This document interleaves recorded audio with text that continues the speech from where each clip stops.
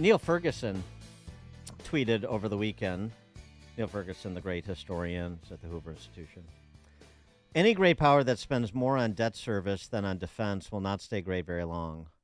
True of Habsburg Spain, true of the ancient regime of France, true of the Ottoman Empire, true of the British Empire. This law is about to be put to the test by the U.S. beginning this very year. Any great power that spends more on debt service than on defense will not stay great for very long. And yeah, that's where we're at in America. Which leads us to our next guest in his latest book. Ruchir Sharma is a New York Times bestselling author. He's a columnist for the Financial Times. He's chairman of Rockefeller International Capital. And his new book, What Went Wrong with Capitalism? What went wrong with capitalism? Well, maybe Neil Ferguson is indicating one of the things that went wrong is that we don't practice it anymore. Ruchir Sharma, thanks so much for joining us. Appreciate it. Thank you. Thank you for having me on, Dan. Give us the, spoiler alert, but give us the top line of what happened to capitalism. What went wrong? Yeah, I think that you have obviously pointed out one facet of it, but what I point out in the book is that it's a suite of government habits over the last 100 years that have ruined capitalism. So the tagline of the book is that capitalism did not fail, it was ruined. It was ruined mainly by big government. And this is not just a slogan. I have shown how every decade the role of government in American economy and American society has increased. It's almost analogous to the pain management systems we seem to have in America today, which has got America hooked to the opiate crisis, which is that the slightest hint of any pain, we give the patient more and more opiates. And so therefore, you have the entire nation almost hooked to opiates. So similarly, as far as the economy is concerned, whether it's the culture of bailouts, the culture of regulating, the culture of micromanaging the business cycle, all these things have progressively increased over the last 100 years or so, from the 1920s, when we truly believed that the government was just good enough to deliver your mail and take care of defense. It's increased systematically over time. Some of that shows up in government spending as a share of the economy. That's gone up from 3% as a share of the economy 100 years ago to now about 36%.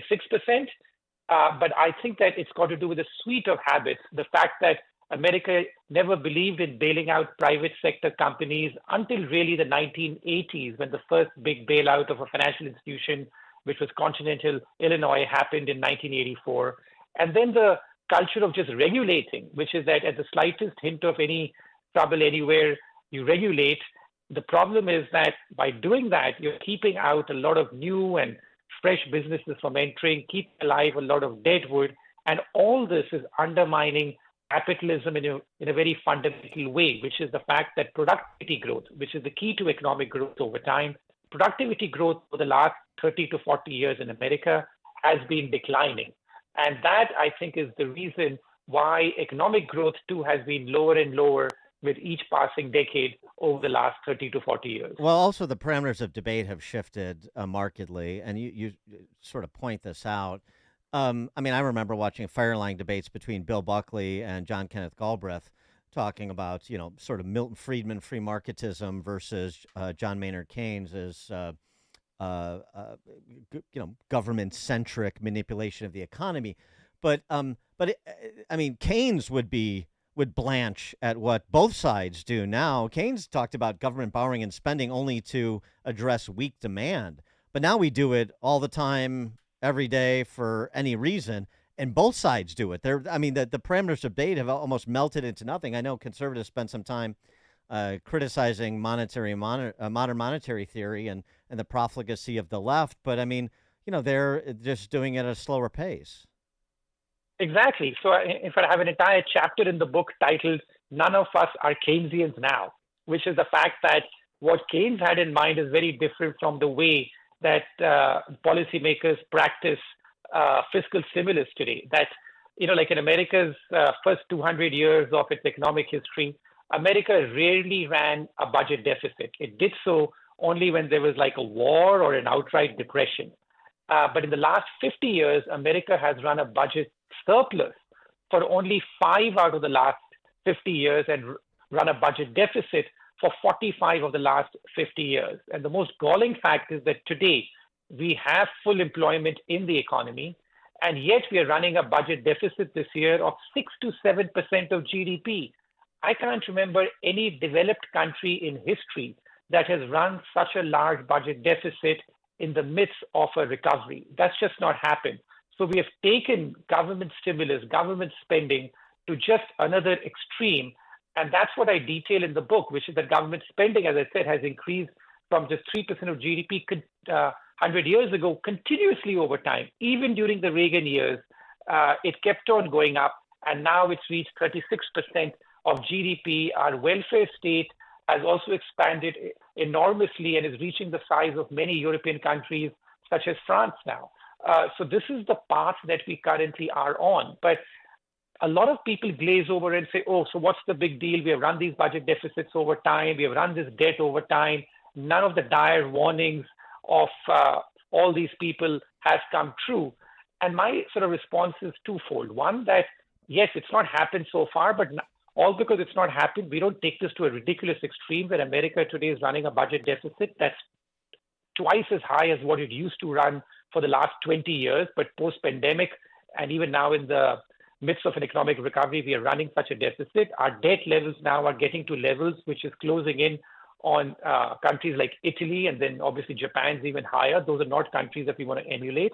But the more fundamental point in the book is that, which I think has been overlooked by many people, because a lot of the criticism of the government so far has been focused, yes, on its spending and deficit in some quarters, and even of the Fed's monetary policy. But the idea that the government plays such a big role in so many parts of our lives which we don't even know, the expansion of the regulatory state, the expansion of the bureaucracy, how much more we spend now on bureaucracy than we did 30, 40 years ago, how much we have this proclivity of bailing out private sector companies. That was not what America used to be about. But fundamental changes, yes. But I mean the problem is that this works quite well for the corporate class. This for the Fortune 1000, this sort of government-centric, rent-seeking, government as partner, government as backstop works well for them. So, I mean, how do you see this playing out if there is not a paradigm shift in policy on borrowing and spending? Do we just become, pre-Milei Argentina, where you have a wealthy elite and nothing in the middle, and a lot of people struggling to make ends meet that are government dependents? Or is it something even more severe than that? No, I think that's obviously the risk if we keep going down this path. But I think that there's already a democratic check and balance here, and that's the irony. A lot of people come back to me and say, oh, that the government is not incentivized to do anything and keep going down this path. That's possibly true, because unless countries literally run out of money, they don't carry out any economic reforms. You cite Argentina, but even in countries like Europe, which were big spending welfare states, such as Sweden, those countries were all forced to carry out reform once they had a fiscal crisis, and they were forced to run out of money. So I think that is a fundamental problem out there.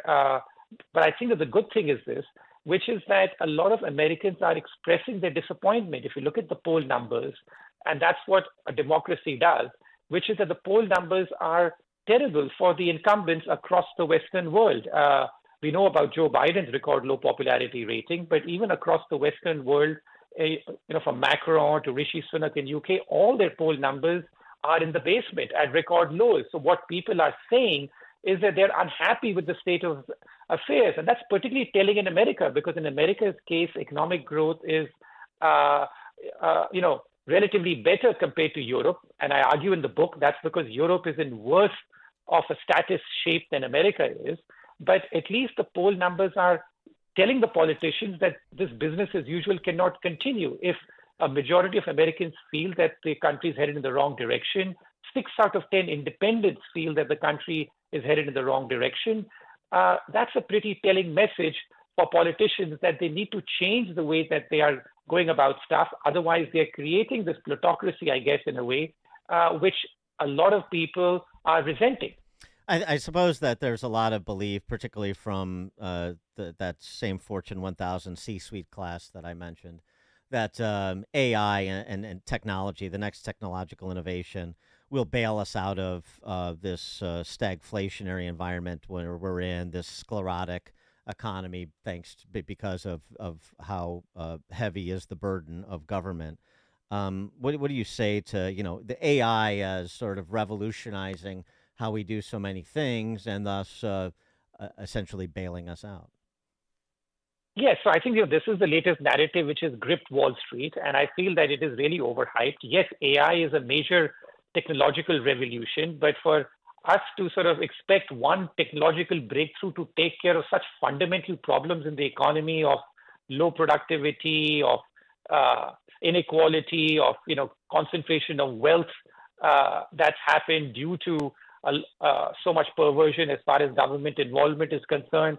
To expect just AI to come and fix all this is just not right. And I think that even the market reflects that apart from a handful of these AI stocks led by NVIDIA, the rest of the stock market has been doing quite poorly over the last couple of years. In fact, the average stock in the S&P 500 is down over the last 2 years, even as the overall market is up. So this pattern of inequality is also being reflected in the stock market, and even the market, which is so sort of much in the grip of the AI mania. You look beneath the hood, even that's telling you that not all is well.